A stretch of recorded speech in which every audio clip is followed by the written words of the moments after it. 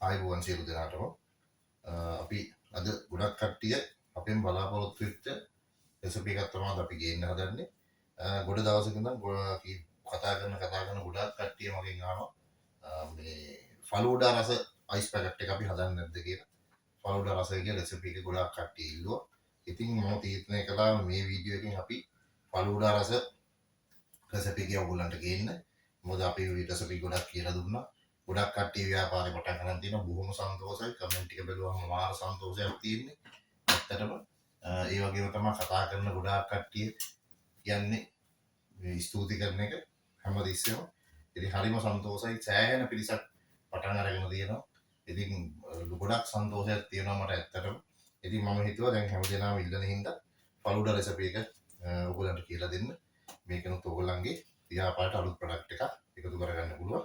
ඉතින් අපි බලමු වෙනද වගේම මොනවද උන කරන්න කියලා. මම අදත් ඔයගොල්ලන්ට කියලා දෙන්නේ වතුර ලීටරයකට ප්‍රමාණය වෙන විදිහටම තමයි ඔයගොල්ලන්ට තියෙන්නේ වතුර ලීටරයකට පෙන්නන ප්‍රමාණය. ඔයගොල්ලෝ ගන්න වතුර ලීටර ප්‍රමාණය වැඩි කරලා හදාගන්න එක. ඒ වගේම තමයි වෙනද කියන විදිහට අදත් කියන්න. මම මෙතන මේ හදන්නේ ඔයගොල්ලන්ට රෙසිපි එක පෙන්වන්න විතරයි.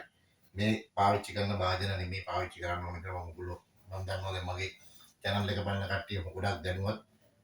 ඒ අලුත් කෙනෙක් මේක බලනවා නම් මම කියන මුල වීඩියෝස් ටික බලන්න. මොකද හදන්න ඕන මොන ක්‍රමයකටද මොන පිළිවෙලටද ඒක නීතියට ගැලපෙන විදියට සෞඛ්‍ය ආරක්ෂිතව හැම දෙයකම ගැලපෙන විදියට හදන්න මම ඔයගොල්ලන්ට මුලින් ඉඳන්ම කියලා දීලා තියෙන්නේ.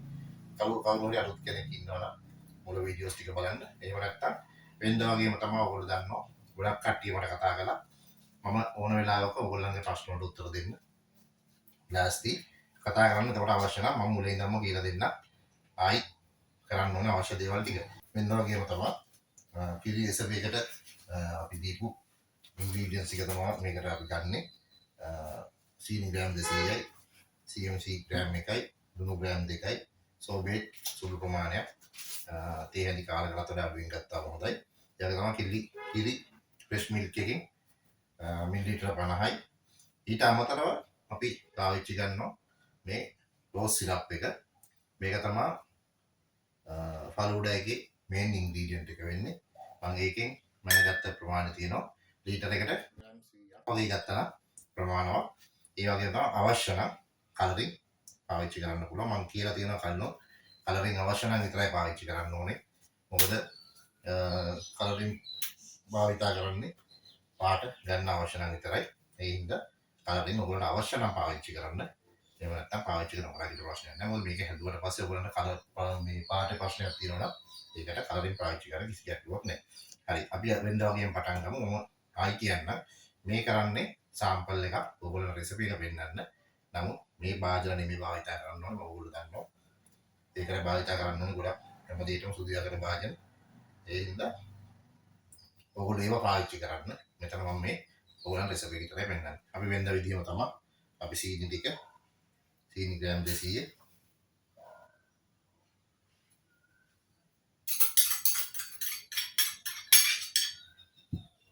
CMC ග්‍රෑම් 1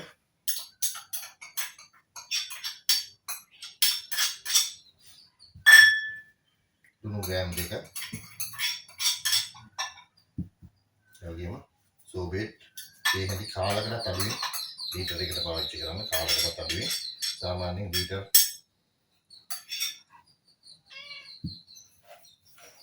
10කට හෝ 10කට 300ක් වගේ පාවිච්චි කරන්න. හොඳටම ප්‍රමාණවත් සෝබේට් එක. CMC දාන්න ග්‍රෑම් එක ඉලෙක්ට්‍රෝන ලීටරයකට සෝබේට් ඊට පස්සේ වෙනද විදිහටම මේක හොඳින් කලවම් කරගන්න. මේක හොඳින් කලවම් කරගන්න. මේ ගොඩක් අය වගේ ප්‍රශ්න එනවා සමහර වෙලාවට මේක CMC දිය වෙන්නේ නැහැ නේද? සෝබේට් දිය වෙන්නේ නැහැ නේද? කියලා ප්‍රශ්න කරනවා. ඒකට හේතුව තමයි මෙන්න මේ කලවම් කිරීමේ මිශ්‍ර කිරීම මේ හොඳ ආකාරව සිදු වෙච්ච නැති එක. ඉතින් මේ මිශ්‍ර කිරීම හොඳ ආකාරයෙන්ම සිදු කරගන්න සියලුම දේ හොඳට මික්ස් වෙනකම් මේක හොඳින් මික්ස් කරගන්න. මොකද එතනදී තමයි CMC දිය වෙන්නේ නැති ප්‍රශ්නේ, සෝබේට් දිය වෙන්නේ නැති ප්‍රශ්නේ එන්නේ. ඒ හින්දා මේක හොඳට දිය කරන්න. මේක හොඳට දිය කරනකොට මේ මිශ්‍ර කරනකොට ඒ ප්‍රශ්න තියෙන්නේ නැහැ. අපි ඊට පස්සේ මෙන්න විදිහට මේක හොඳට මිශ්‍ර කරගෙන අපි වතුර ලීටරයකට මේ ටික දාගන්නවා.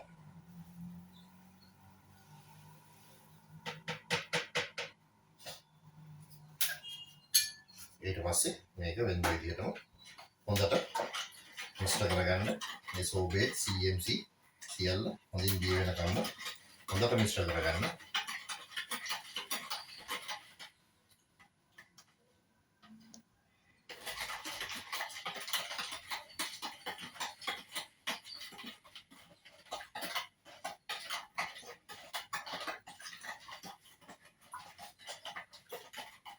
මේ දිය කැටකොට හොඳට සැලකිලිමත් වෙන්න. සියල්ල හොඳින් දිය වෙන්න. සීනි ටික විශේෂයෙන්ම හොඳට දිය වෙන්නකම් මේක මිශ්‍ර කරගන්න.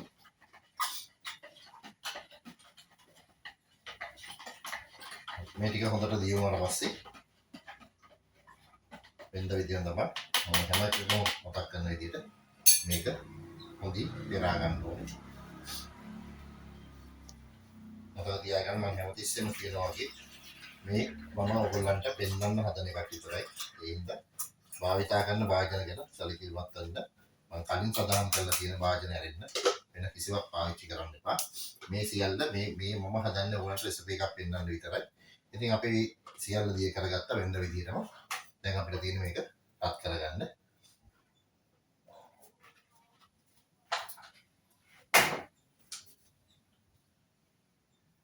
ඒ සඳහා මම වෙනද විදිහටම මගේ හීටරේ භාවිතා කරනවා.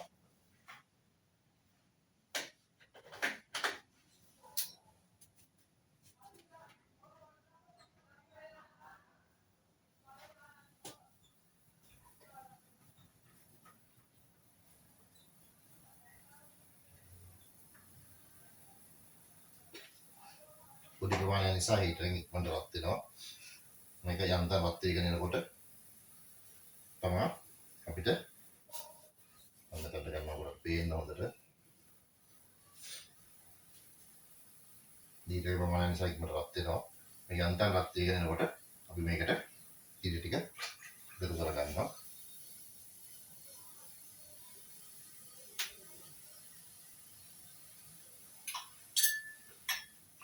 එකතු කරන හොඳට කලවම් කරගන්න.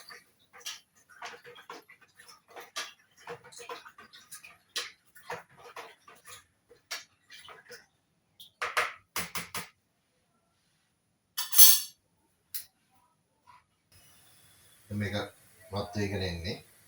මම මේක දැන් ආයි මම කියන්න පටන් ගත්තේ වෙන මොකුත් නෑ මේ ගොඩක් කට්ටිය යනවා මේ සෙල්සියස් අංශක 80ට පත් කරගන්නේ කොහොමද බලාගන්නේ ඒක මේ මනින්නේ කොහොමද මනගන්නේ කොහොමද කියන එක ගොඩක් කට්ටිය ප්‍රශ්න කරනවා. ඒක මට කියන්න තියෙන ඇත්තටම තර්මෝමීටරයක් තමයි පාවිච්චි කරන්න ඕනේ හරි ක්‍රමය. එහෙම නැත්නම් දැන් මේක ඔයගොල්ලන්ට පේන ඇති යන්තම් හිමාලය ටිකක් පිට වෙනවා. මේ හිමාලය හොඳටම පිට වෙන අවස්ථාව වෙනකම් පත් කරගන්න. ඒ කියන්නේ බුබුලු දාන අවස්ථාවල නෙමෙයි උතුරන අවස්ථාවල නෙමෙයි. හොඳටම හිමාලයන තරමට බලා ගන්න. ඒක ප්‍රමාණවත් ඇත්තටම. එහෙම නැත්නම් හරි ක්‍රමේ තර්මෝමීටරය පාවිච්චි කරන එක. මේ තර්මෝමීටරය පාවිච්චි කරාම හරියටම දැනගන්න පුළුවන් සෙල්සියස් අංශක 80 කොහොමද කියන එක.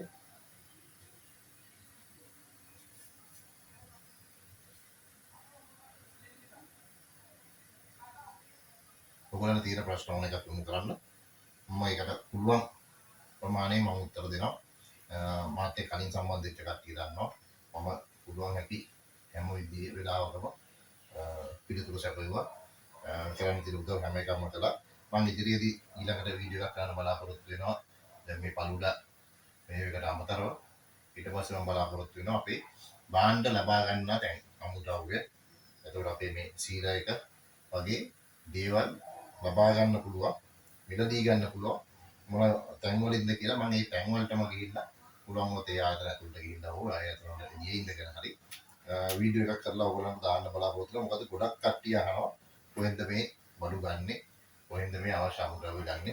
කියන එක. ඒ හින්දා ඒ වෙනුවෙන් මම වීඩියෝ එකක් කරන්න ඉදිරියේදී බලාපොරොත්තු වෙනවා. ඒ වගේම තවත් රෙසිපි කීපයක් මම ඉදිරියේදී ගේන්න බලාපොරොත්තු වෙනවා. දැන් මම හිතන්නේ දැන් අපේ මිශ්‍රණය රත් වෙගෙන ඉන්නේ. තව ටික වෙලාවක් තිබ්බොත් ඇති. ඕන වෙනද මේ යන්තම් තමයි තාම හිමාලය යන්නේ. ඒක හොඳට හිමාලය පිට වෙන අවස්ථාවල නිකන් තිබ්බාම ප්‍රමාණවත්. එහෙම නැත්නම් තර්මෝමීටරය පාවිච්චි කරන්න ඕන නම් වඩාත් හොඳයි. මොකද තර්මෝමීටර් පාවිච්චි කරාම හරියටම සෙල්සියස් අංශක 80 කියන ප්‍රමාණය 80 කියන ප්‍රමාණය ටික වෙලාවක් තියන්න. එකපාරටම 80 වෙච්ච ගමන් අයින් කරන්න නැහැ. 80 කියන ප්‍රමාණය ටික වෙලාවක් තියලා තමයි අපි මේක ලිපෙන් හෝ එහෙම නැත්නම් හීටර් පාවිච්චි කරනවා එකකින් අයින් කරගන්නේ. ඊට පස්සේ තමයි අපි පෙර වීඩියෝ වල තිබ්බා වගේ තමයි අපි හොඳටම සෙල්සියස් අංශක 80 වත් වුණාම තමයි ඉමල්ෂන් එකතු කරන්නේ. සෙල්සියස් අංශක 80 වත් වුණාම තමයි වැනිලා එකතු කරන්නේ. කිරි ෆ්ලේවර් එකේදී ඒ වගේම චොකලට් ෆ්ලේවර් එකේදී චොකලට් එකතු කරන්නේ. සෙල්සියස් අංශක 80ට වත් වුණාම මේකෙත් ඒ වගේ තමයි සෙල්සියස් අංශක 80ට වත් වුණාට පස්සේ තමයි අපි මේ රෝස් සිරප් එක මේකට එකතු කරන්නේ.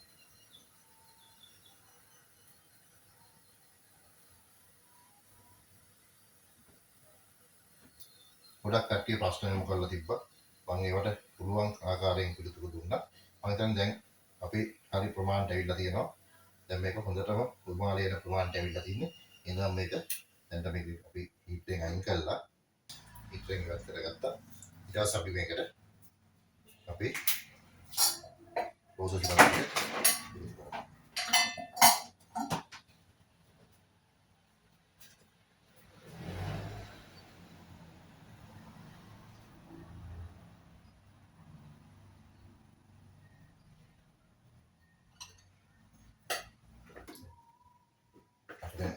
රෝස් සිරප් ටික එකතු කරගත්තා.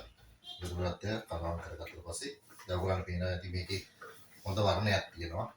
ඒ වගේම හොඳ රසයක්, හොඳ සුවඳක් තියෙනවා. මේක අරගෙන පෙන්නන්න. ගොඩක් වෙලාවට මේ වගේ වර්ණයක් තමයි එන්නේ. අපි රෝස් සිරප් එක විතරක් ග්‍රෑම් 100ක් පාවිච්චි කරාම ලීටර එකකට එන්නේ මේ වගේ වර්ණයක්. ඔයගොල්ලන්ට මේ වර්ණය හොඳ නම් ඒක පාවිච්චි කරන්න පුළුවන්. එහෙම නැත්නම් ඔයගොල්ලන්ට කලරින් රෝස පාට කලරින් ටිකක් හරි රතු පාට කලරින් පොඩි ප්‍රමාණයක් හරි එකතු කරගන්න. මම එකතු කරගන්න නැහැ. ඔයගොල්ලන්ට අවශ්‍ය නම් දාගන්න පුළුවන්. ඒක මේ වගේ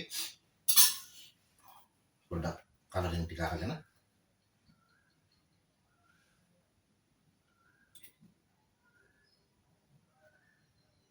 මේ වගේ බිඳුවක වගේ ප්‍රමාණයක් හෝ එකතු කරගත්තාම ඔයගොල්ලන්ට බලන්න පුළුවන්. ඒකේ පාට වෙනස් වෙනවා. අද පැයකට එනවා. ඔයගොල්ලන්ට පේනවා ඇති. අද පැයකට ආවා ඒක.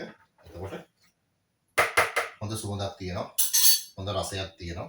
ඒ වගේම දැන් හොඳ පාටකුත් තියෙනවා. දැන් ඔයගොල්ලන්ට පේනවා ඇති හොඳට කලරින් එකයි. නැතුව රෝස් සිරප් විතරක් අපි ග්‍රෑම් 100ක් පාවිච්චි කරාම තියෙන්නේ කොහොමද කියලා. මේක තමයි ෆෝමියුලා රෙසිපි එක. ඔයගොල්ලන්ට මොනවා හරි ගැටලුවක් ආවොත් දැන් යනකොට මට කතා කරන්න. මම මේක කියලා දෙන්නම් අවශ්‍ය කරන විදිය. ඊට පස්සේ මෙතනින් එහාට තියෙන්නේ මේක සෙල්සියස් අංශක විතර ඉහළ විතර නිවුනට පස්සේ වෙනදා විදියටම පැකට් එකට දාලා මේක පැක් කරගන්න එක විතරයි තියෙන්නේ. හොඳට මතක තියාගන්න. මම කීප දෙනෙක් කීප සැරයක් මම අපු දෙයක් තව දෙයක් මේක නිවෙනකන් තියනවාද කියන එක. මේක නිවෙනකන් කොයිම වෙලාවකවත් තියන්න එපා. මේ පළුවල එකේ නෙමෙයි කිසිම රෙසිපි එක නිවෙනකන් තියන්න එපා. සාමාන්‍යයෙන් දැන් අපි මේක සෙල්සියස් 80 කට විතර වගේ රත් කළේ. ඊට පස්සේ මේක සෙල්සියස් 30කට විතර නිවා ගන්න. මේක මේ හදන වාජනයේ පිටින්ම වතුර එක දාලා ඉක්මනට නිවාගෙන මේක සාමාන්‍ය පැයක් විතර ඇතුළත අනිවාර්යයෙන්ම පැකට් කරලා මේක කිරි මිශ්‍රයෙන්ද පැයක් එකමාරක් ඇතුළත අනිවාර්යයෙන්ම ෆ්‍රීසර් එකට දාන්න ඕනේ. මේකේ ගුණාත්මක භාවය සහ කල්පනාත්මක තියාගන්න අනිවාර්යයෙන්. මේක තමයි පළුවල රෙසිපි එක. ඔයගොල්ලන්ට මේකේ මොන හරි ගැටලුවක් ආවොත් මට කතා කරන්න. එහෙනම් අපිත් එක්ක එකතු වෙච්ච සියලු දෙනාටම බොහොම ස්තුතියි. ජය ජයම වේවා.